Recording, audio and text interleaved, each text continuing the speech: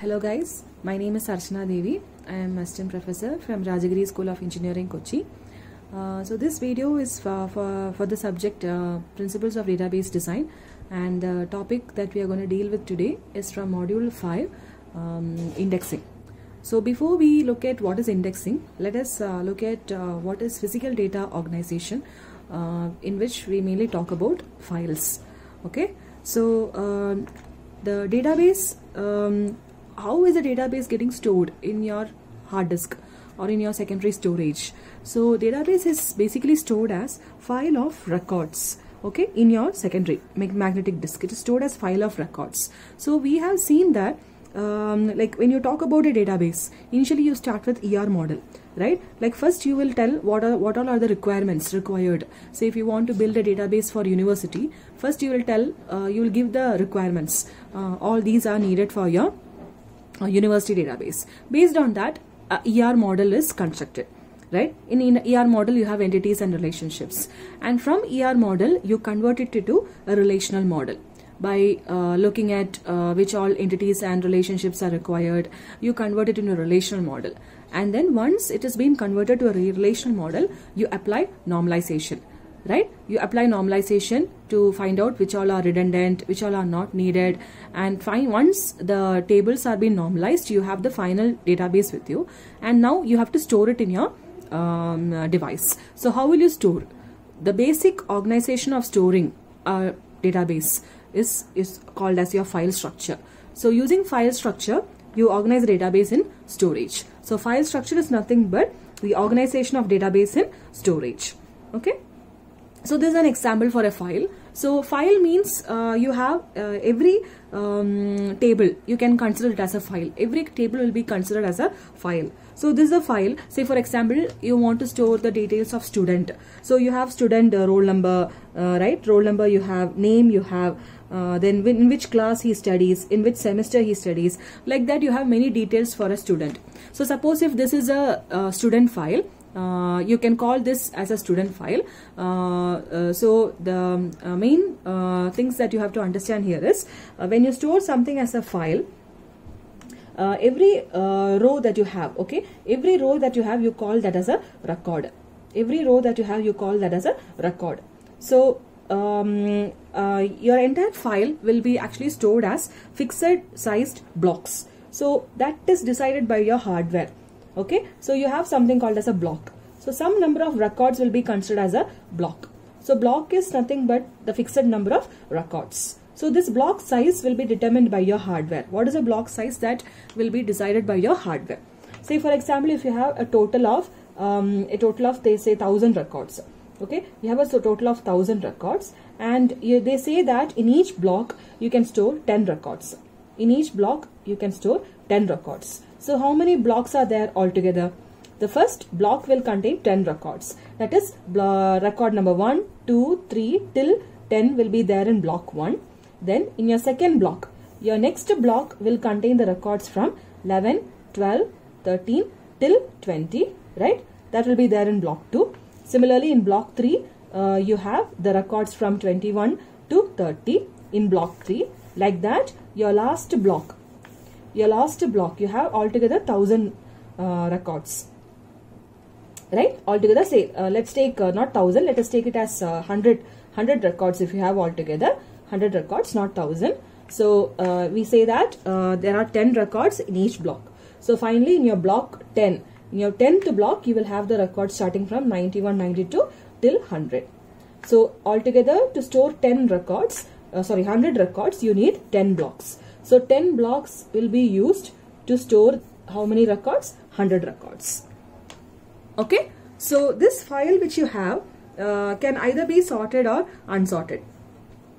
It can either be sorted or unsorted. Suppose if it is sorted, it will be sorted in the basis of some unique value. If you take roll number here, it will be sorted in the basis of roll number. Or if it's unsorted, means the data is captured.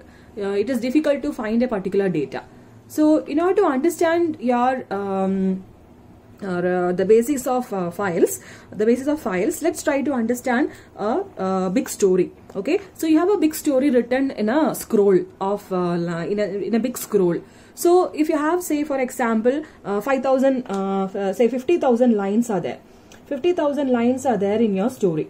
Okay, so instead of writing it in a big scroll, what you can do is you can have a textbook. Right? You can have a textbook. In that textbook, what you can do, you can have pages. Right? You can have pages. In each page, suppose if I store 500, say suppose I'm saying that there are 500 pages, and in each page I'm storing 100 lines. In each page I'm storing 100 lines. So altogether, if you have 500 pages, you can store 50,000 lines of that entire story into the textbook. Right? So similarly, the file concept which we have taken, your file is your textbook and each block is your pages. So here you can have an analogy between block is similar to your page. So each block will have a fixed sized number of records and the entire file will consider some number of blocks. So here you have 10 blocks. So here we are saying that there are 500 pages. Each page contains 100 lines in order to store the entire textbook. Okay. So as I told here, the file, if it is sorted means in the case of a textbook, you can say according to page number. The textbook will normally be sorted according to page number. So if you want to access a particular page, say for example, I'm telling that go to page number 410. Suppose go to page number 410. So what do? You normally open the book. If you open the book and you reach page number 600, so you know that you have to go back and open page number 410, right? So again you will turn back few pages and you come across some page. Suppose if I come across 300, then again you have to turn back to 410th page. So that's how you search a page in a sorted file. But suppose if it is unsorted, all your lines that you have, okay, all your 500 pages that you have is totally unsorted. So you have no idea the data is contained in which page. So you have to search all the pages sequentially, one by one. Suppose if I want to search for a particular word, all the pages have to be searched in order to search. Okay, but if the file is sorted, then you can apply binary search. If the file is sorted, the methodology that we'll be using is binary search. So binary search will be used. So what do? If you have 10 blocks here, you are accessing blocks. Just like how you have pages, you access blocks. So suppose if I want to take the, you want to access the record 20 with roll number 20. Okay, so you have 10 records altogether, 10 blocks altogether. So if you apply binary search, first you will get access to block number 5. Right? So block number 5 does not contain 20th record. Now again you apply binary search. So again this will be divided by 2. You will get either block number 2 or block number 3. So from that you can decide in which block the record will be there. Okay. So binary search will be applied in the case of a sorted file. So we have seen what file is. So file is a collection of related records stored on secondary storage. So how do you store these file records into your blocks of disk? Okay, this file has to be stored in various blocks in the disk. So how that can be stored? There are two ways in which it can be mapped. One is spanned mapping and the other is unspanned mapping. So in spanned mapping, what you do is, let us look at this example. So you have a file with 11 records altogether. Okay, 1, 2, 3, 11 records are there, and where each record is of 100 bytes each. So it's given that the block size is fixed. The block size is given as 1024 bytes. So this is a block. Okay. So each cell can store 100 bytes each. So if you use spanned mapping, let us take, if you want to store this file with 11 records, the first record will go to the first record of block 1. The second one will go to the second record of block 2, and like that till block 10 it will go to till the record 10, it will go to the 10th record in block 1. So this is a block size is 1024. So until for 10 records, it altogether takes 1000 bytes. So you have remaining 24 bytes only.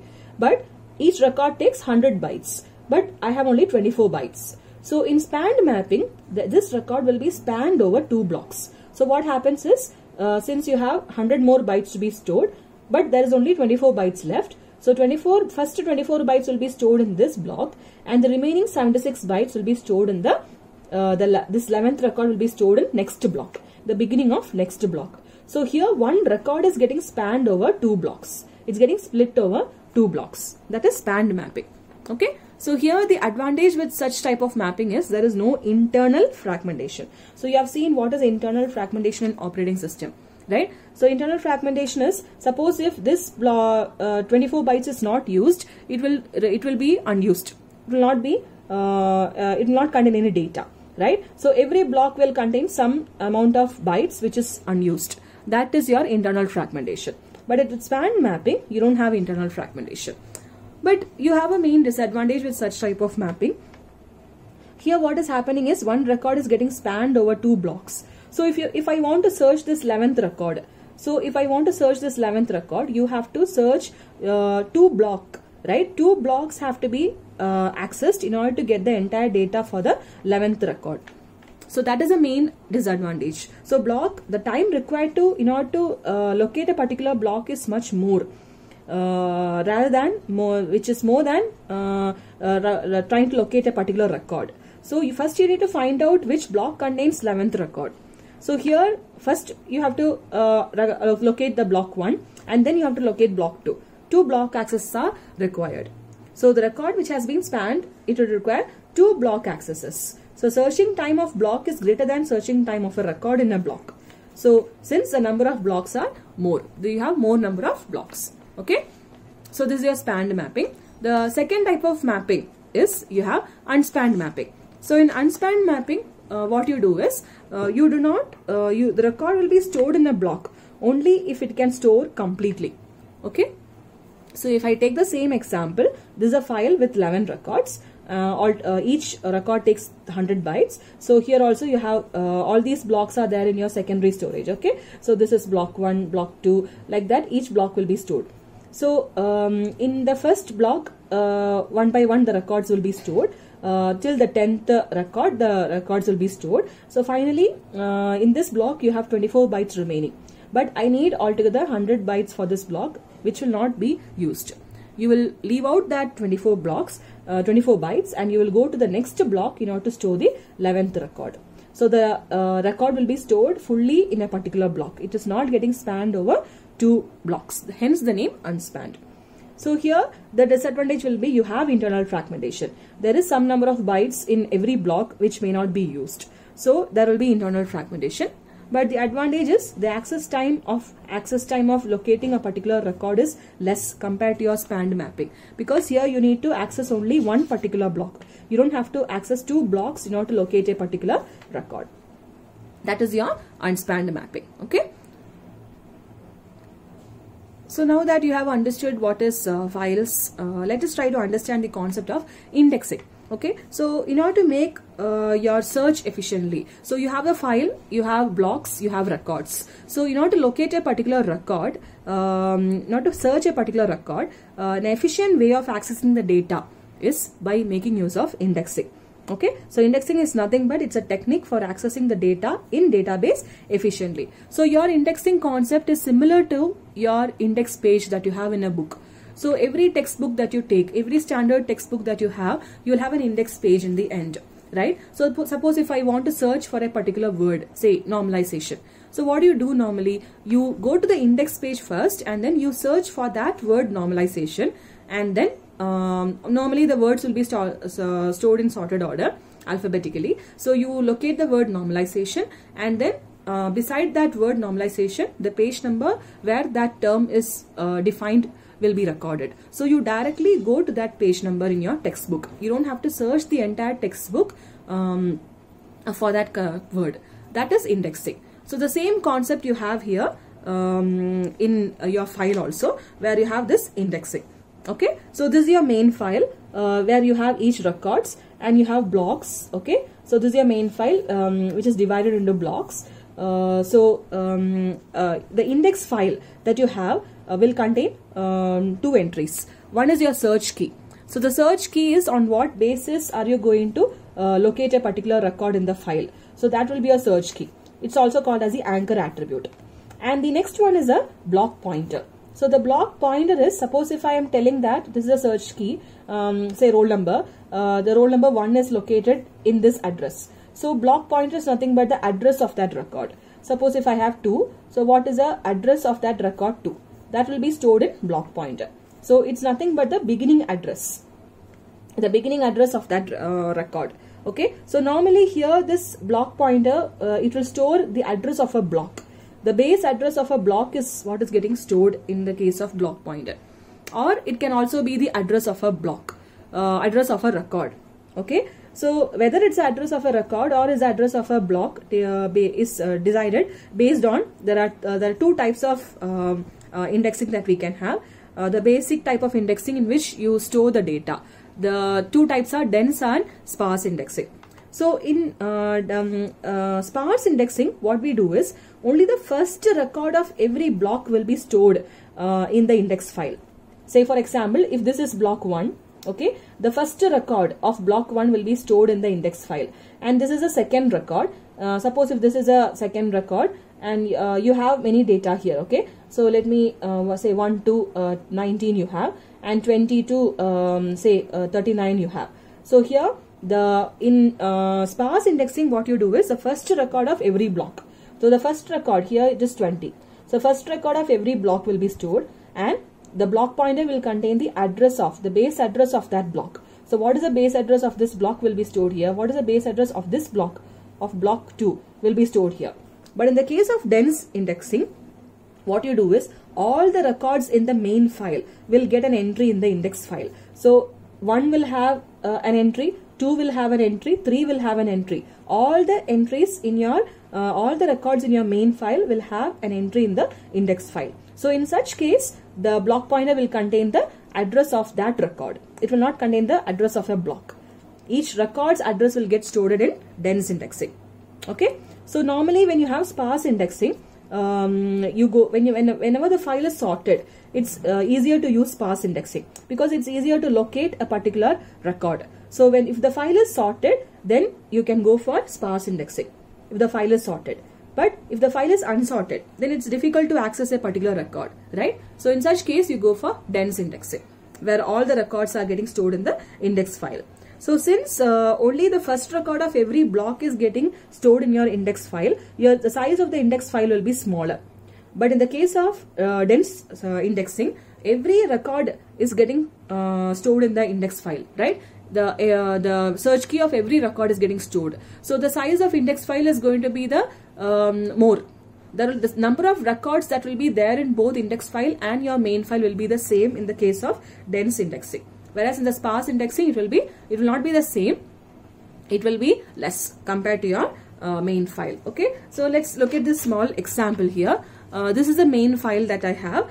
So I have account number, you have branch and your balance. Say this is block 1.